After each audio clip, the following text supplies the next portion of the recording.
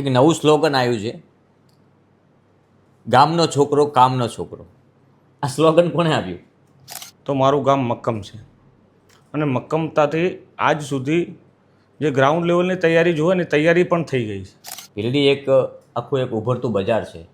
જે એમણે કીધું ને કે છઠ્ઠીનું દાવણ યાદ કરાવી દઈશું મારા કાર્યકર્તાને, એટલે મારા કાર્યકર્તા પર પણ પૂરો ભરોસો છે. ભીલડીમાં એક સૌથી મોટો પ્રશ્ન છે કચરાનો. ભીલડીને એક વિકસિત શહેર બનાવવા માટેનું મારું પણ ખુદનું સપનું છે. વાહ, ખૂબ સારી વાત છે. આ એવું તો નથી કે લોકો પ્રેરિત બને મત આપવા માટે.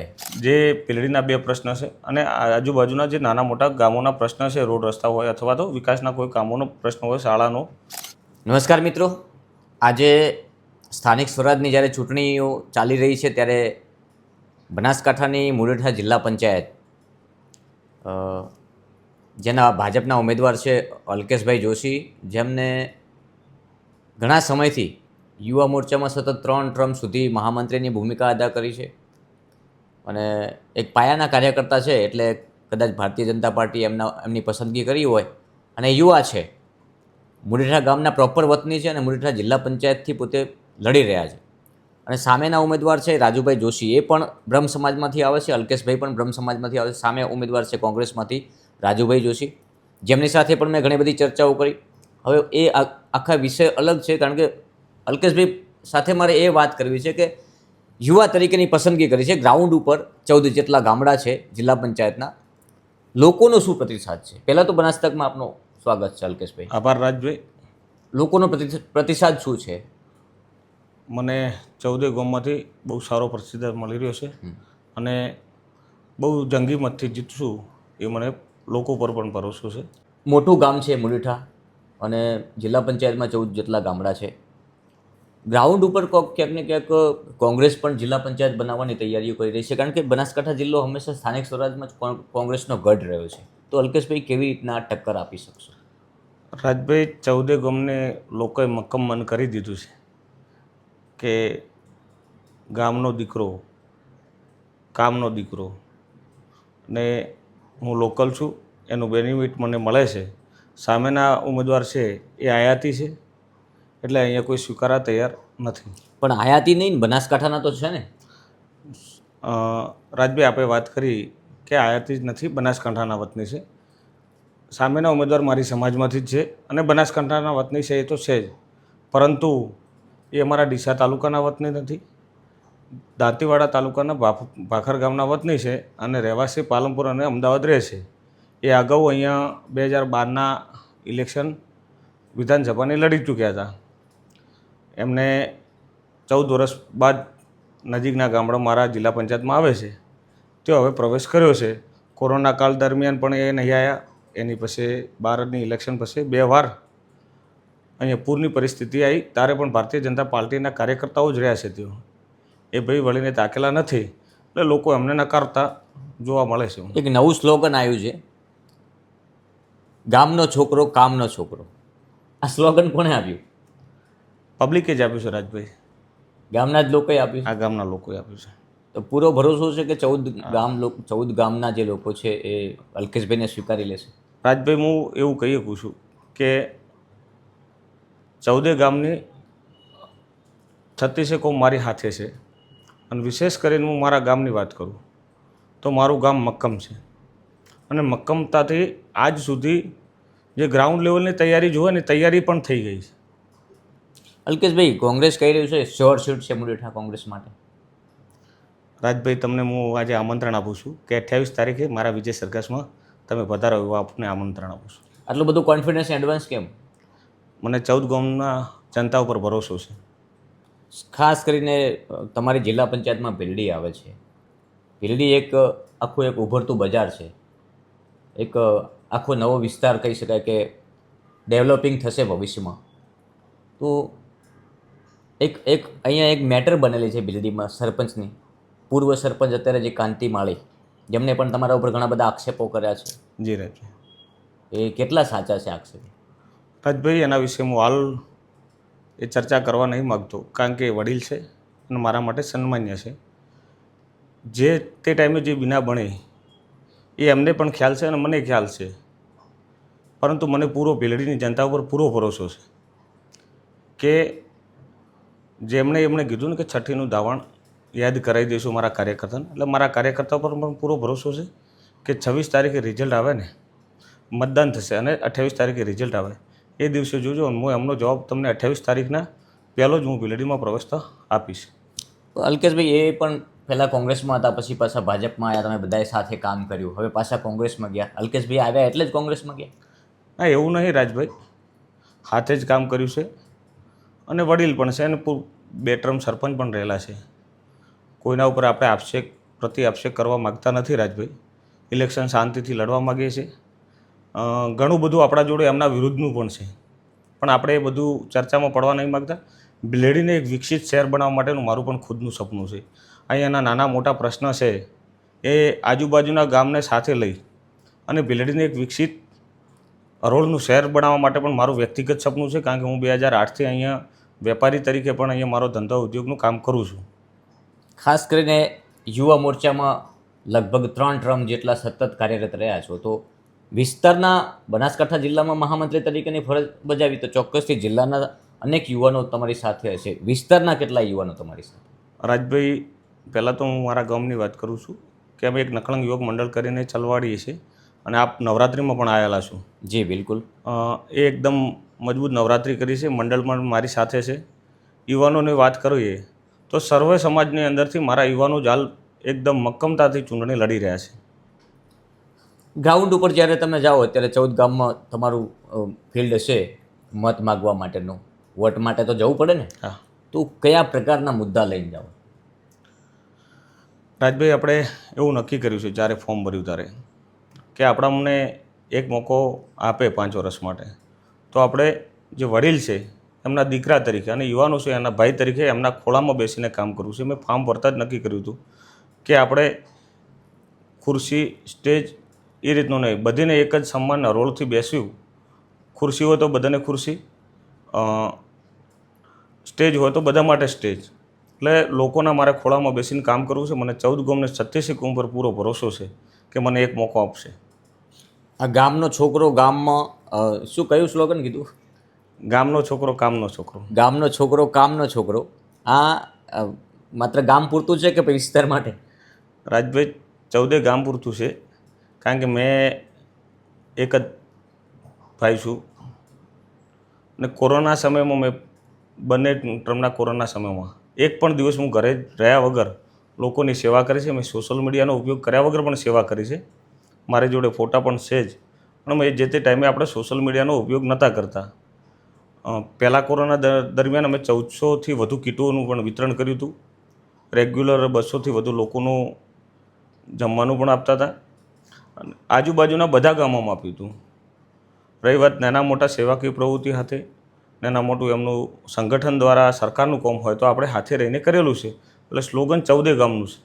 હમણાં તમારા ગામની મુલાકાત લીધી, ત્યાં એક લાઇબ્રેરી આવી છે, તો ઘણા બધા વિદ્યાર્થીઓ મને મળ્યા, તો એ લાઇબ્રેરી માટે અલ્કેશભાઈનો સંઘર્ષ રહ્યો છે, ખાસ મહત્ત્વની ભૂમિકામાં અદા કરી લાવવા માટે. રાજભાઈ, તમે સ્પેસિફિક મુઢેઠાનો પ્રશ્ન પૂછો એટલે હું મુઢેઠાની વાત કરું. મારું ગામ બહુ મોટું ગામ છે અને શિક્ષણમાં અમે બહુ પાછળ છીએ.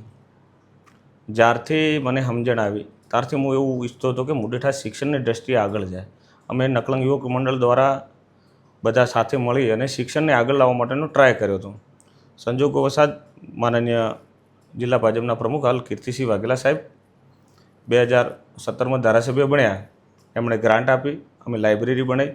લાઇબ્રેરીની જે ખૂટતી સુવિધાઓ હતી અમે સાથે મળીને બધે કરી છે. ત્યાં 35થી વધુ છોકરા બેસી શકે એવી લાઇબ્રેરી છે. બાજુમાં જ અમારું ગોગાપુરા છે, ત્યાં પણ 30થી 40 છોકરા બેસી શકે એવી લાઇબ્રેરી છે. એની અગાઉ પણ જ્યારે પણ છોકરાને વાંચવા માટે અથવા તો કોઈ તકલીફ હોય તો હું હાથે છું અને આજીવન એમના માટે શિક્ષણ માટે હું હાથે રહીશ. ભીલડીમાં એક સૌથી મોટો પ્રશ્ન છે કચરાનો. હા, ભીલડીનો કચરા અને ગટર બંનેનો પ્રશ્ન છે. હા, આ બે મુદ્દા મહત્વના છે ભીલડીમાં. એટલે આપણે એક જ પ્રશ્ન કર્યો તો હું તમને બીજો પ્રશ્ન પણ યાદ કરાવું. રાજભાઈ, ભીલડીનું વિકસિત શહેર માટેનો એ બે મોટો પ્રશ્ન છે અને કોઈને તકલીફ ના પડે, હું જવાબદારીપૂર્વક સ્ટેટમેન્ટ આલું છું. આજુબાજુ ગામનાને કોઈને તકલીફ ના પડે એ રીતે આપણે સત્વારે આનો નિકાલ લઈ આવીશ. હું મારા વધુ તો નહીં કહેતો, પણ મને એક મોકો મળશે ને તો 5 વર્ષની ટર્મ જે છે એની અંદર 2 વર્ષ પહેલાંમાં હું એ કામ કરી આપવાની ખાતરી આપું છું આપને. વાહ, એટલું એડવાન્સ કામ થઈ જશે હા, અલ્કેશભાઈ આવશે? જી, મારા જોડે આનું વિઝન છે. હું એ પણ તમારી માધ્યમથી કહું છું કે આજુબાજુ ગામના કોઈ પણ વ્યક્તિને, કોઈ પણ ગામના લોકોને તકલીફ નહીં પડે એ રીતનો એનો રસ્તો કરશું. કોઈ સમાજને કોઈ તકલીફ નહીં પડે એ જ રીતે એનો રસ્તો કરી અને આપણે એની વ્યવસ્થા કરી લઈશું. અલ્કેશભાઈ, ચૂંટણી ચાલુ છે, જીત્યા પહેલાં વિઝન નક્કી કરી નાખ્યું હતું. આ વિઝન ક્યાંથી શીખ્યું તમે? એ રાજભાઈ, માર્ગદર્શન ક્યાંથી મળ્યું કે વિઝન સાથે કામ કરવું, કે આગામી સમયમાં શું કરવાનું છે એનું પ્લાનિંગ એડવાન્સ બનાવો? રાજભાઈ, મેં 2 નેતાઓને કામ કરતા દેખ્યા છે. ગુજરાત વિધાનસભાના અધ્યક્ષ શંકરભાઈ ચૌધરી સાહેબ અને જિલ્લા ભાજપના પ્રમુખ કીર્તિસિંહ વાઘેલા સાહેબને. બંને જોડેથી મને ખૂબ શીખવા મળ્યું છે કે કઈ રીતે કામ કરવું અને એને કામને કઈ રીતે નીકળવું. એટલે મને પૂરો ભરોસો છે કે મને એકવાર મોકો જનતા આપશે તો આ જે ભીલડીના પ્રશ્ન છે, આજુબાજુના જેટલા પણ પ્રશ્ન છે એ આપણે પૂર્ણ કરશું.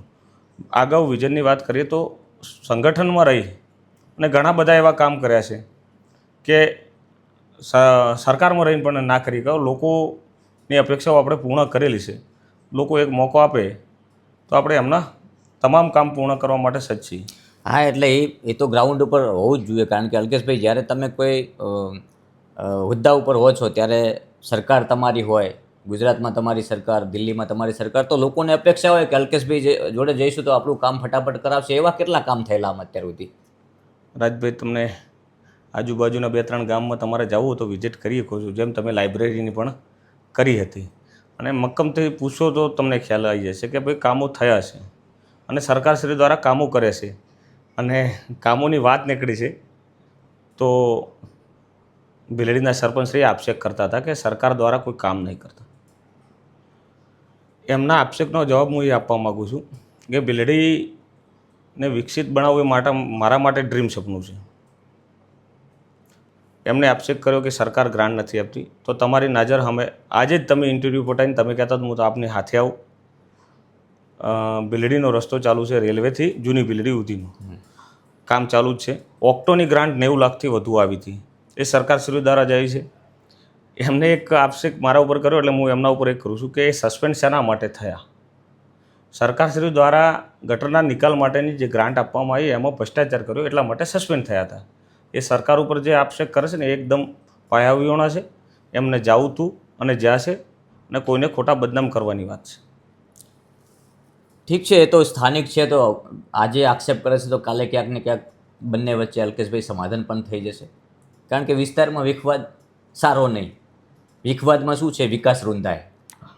તો તમે પણ સમજુ માણસ છો અને 100% એ તમે જેમને કીધું કે એ મારા વડીલ છે, તો ભવિષ્યમાં મેં જેમ કહ્યું, મેં મારી ભાષામાં કહ્યું છે કે આજે ભલે આક્ષેપ છે, ચૂંટણી છે તો, પણ આવતીકાલે સમાધાન પણ થઈ જાય. કોઈ પણ વાતનું સોલ્યુશન આવતું હોય છે. તો બધા સાથે મળીને કેમ ભીલડીને ના બદલીએ? રાજભાઈ, ભીલડીને વિકસિત કરવા માટે ભારતીય જનતા પાર્ટીના કાર્યકર્તાઓ કટિબદ્ધ છે. અગાઉ પણ ઘણા મોટા કામ કરેલા છે. 2 જ પ્રશ્ન એવા અઘરા છે. હમણાં જ આપના નાયબ મુખ્યમંત્રી વિકાસનું કામનું શરૂઆત કરીને ગયા, એવું જ અન્ય ઘણા બધા કામ થયેલા છે. જૂની ભીલડીની અંદર પણ ભાઈ યુવાન સરપંચ દીપકભાઈ છે, એમના દ્વારા પણ સારું કામ ચાલુ છે. હાલ આજુબાજુના બધા ગામોમાં વિકાસનું કામ ચાલુ છે અને ભીલડી વિકસિત બને એ માટે કરીને હમણાં જ સરકારશ્રી દ્વારા અહીંયા સતરાળા નદીની અંદર બ્રિજ આપવામાં આવ્યો છે. એ બ્રિજ દ્વારા આ બીજા ગામડાનું કનેક્ટિવ થશે. કનેક્ટિવથી અહીંયા અમારું ધંધો ઉદ્યોગ વધશે. બાજુમાં માનનીય શંકરભાઈ ચૌધરી સાહેબ દ્વારા ડેરી સ્થાપના કરવામાં આવી છે. કીર્તિસિંહ વાઘેલા સાહેબ દ્વારા અમારા જ ગામમાં જીઆઈડીસી પણ મંજૂર કરવામાં આવી છે. આજુબાજુમાં ધંધા ઉદ્યોગ વધશે તો ભીલડી આપોઆપ વિકસિત થશે. એના જે 1-2 પ્રશ્ન છે એ હું વળે પણ રિપીટ કરું છું કે કોઈ ગામ, કોઈ સમાજને તકલીફ આલ્યા વગર મારા જોડે એનું વિઝન છે અને હું એનું સોર્ટ આઉટ થોડા જ દિવસમાં કરીશ. મેં 2 વર્ષનો સમય માગ્યો છું અને 2 વર્ષના સમય માટે તમે મારા જોડે લેખિતમાં રાજીનામું માગતા હશો ને કે 2 વર્ષમાં સોર્ટ આઉટ ના થાય તો હું હાલ એડવાન્સ લેખિતમાં રાજીનામું આપવા પણ તૈયાર છું. વાહ, ખૂબ સારી વાત છે. આ એવું તો નથી કે લોકો પ્રેરિત બને મત આપવા માટે, એટલા માટે જ નથી કહેતા ને? રાજભાઈ આજે પહેલી વાર બોલ્યો છું, હજી સુધી ભીલડીની અંદર કોઈ મેં આવું સ્ટેટમેન્ટ નથી આપ્યું, પણ આપ ઇન્ટરવ્યૂ લઈ રહ્યા છો તો હું કહું છું. મેં આજ ત્રીજી વાર પણ રિપીટ કરું છું કે ભીલડીના આજુબાજુના ગામને કોઈ પણ એક પણ ગામને કે એક પણ સમાજને તકલીફ પડ્યા વગરનું મારા જોડે વિઝન છે. આપનું ઇન્ટરવ્યૂ ખતમ થયા પછી હું તમને સમજાવીશ કે મારું વિઝન કઈ રીતે એનો નિકાલ થઈ શકે અને હું શોર્ટ આઉટ કરીશ. એના માટે મને પૂરો વિશ્વાસ છે. લોકો મત આપવાના તો મને વિશ્વાસ છે કે મત મળશે, પણ એમનો પ્રશ્ન હલ કરવો એ પણ મારી જવાબદારી બને છે. હા, એ જીત્યા પછી તો કોઈ પણ ઉમેદવાર જીતીને આવે તો નૈતિક ફરજ બને છે કે જનતા તમને મત આપતી હોય તો તમારે એમના કામ કરવા પડે. અલ્કેશભાઈ, આખરી સવાલ છે કે આપણે એટલા પણ કોન્ફિડન્સમાં ન રહેવાય, એટલા પણ વિશ્વાસમાં ન રહેવાય કે આપણે જ જીતીએ છીએ. સામે કોંગ્રેસ પણ મજબૂત છે, ઉમેદવાર પણ મજબૂત છે, પૂર્વ જિલ્લા પંચાયતના પ્રમુખ રહી ચૂક્યા છે. ગ્રાઉન્ડ ઉપર જે રીતના અત્યારે તમે આત્મવિશ્વાસ સાથેની વાત કરી રહ્યા છો, અગર એ સાર્થક બન્યો, બરાબર છે, તો એ માત્ર 14 ગામ છે, એ 14 ગામને એક જ જેટલું પ્રાધાન્ય મળશે કે પછી અમુક ગામોને જ મળશે? રાજભાઈ, 14 ગામના તમામ મતદારોને અને તમામ રહેવાસીઓને મારા માટે સર્વસંમતિ અને સર્વ સમાજનું મને એ રાત્રે 12 વાગે 2 વાગે બોલાવશે તો હું એમને હાથે રહીશ. ઓનલી ફોર ખાલી એમના અંદરોઅંદરના પ્રશ્ન સિવાય માટે બીજી બધું હું કામ કરવા માટે એમના જોડે જવાબદારીપૂર્વક હું બંધાવું છું. ચલો લાસ્ટ વાત કરી દઈએ અને આખરી સવાલ છે મારો. અલ્કેશભાઈ, જિલ્લા પંચાયત હંમેશા કોંગ્રેસનો ગઢ રહી છે.